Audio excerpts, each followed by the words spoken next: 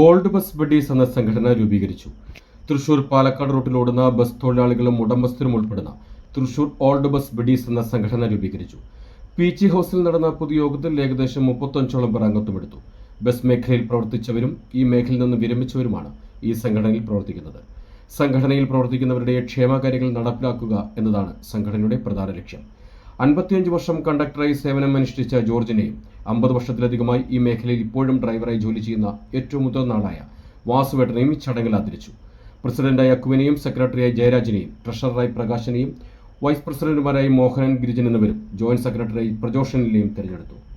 ഇവിടെ കൂടിയത് കിഴക്കൻ മേഖല, അതായത് പാലക്കാട് റൂട്ട് പഴയ കാലത്ത് ഒരു 20-25 വർഷങ്ങൾക്ക് മുമ്പുള്ള പണിക്കാരാണ് ഇവിടെ കൂടിയിട്ടുള്ളത്. അതിൽ ഏറ്റവും സീനിയറായിട്ടുള്ള 2 ആൾക്കാരെ നമ്മൾ ഇവിടെ ആദരിക്കുന്നുണ്ട്. പക്ഷേ ഇങ്ങനെ ഒരു സംരംഭം നമ്മൾ ഉണ്ടാക്കിയത് എന്താണെന്ന് വെച്ചിട്ടുണ്ടെങ്കിൽ പഴയ കാലത്ത് ഒരു കുടുംബം പോലെ നടന്നിട്ടുള്ള ആൾക്കാരായിരുന്നു. ഇപ്പം അതിനെക്കുറിച്ചിട്ട് പരസ്പരം ആർക്കും അറിയില്ല. എന്തെങ്കിലും വിശേഷങ്ങളുണ്ടെങ്കിൽ അറിയില്ല.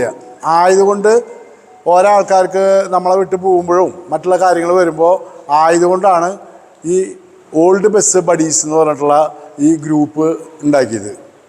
അപ്പോൾ ഭാവിയിൽ ഇത് തുടർന്ന് പോകാനും ഇവരെ ഭാവിയിൽ കുടുംബാംഗങ്ങളുമായിട്ട് ഒത്തുചേരാനുള്ള തീരുമാനത്തിലാണ് ആദ്യത്തെ പൊതുയോഗം ഇവിടെ മെയിനായിട്ട് തീരുമാനിച്ചേക്കുന്നത്. കൂടുതൽ പ്രാദേശിക വാർത്തകൾക്ക് പാണഞ്ചേരി അപ്ഡേഷൻ സന്ദർശിക്കുക.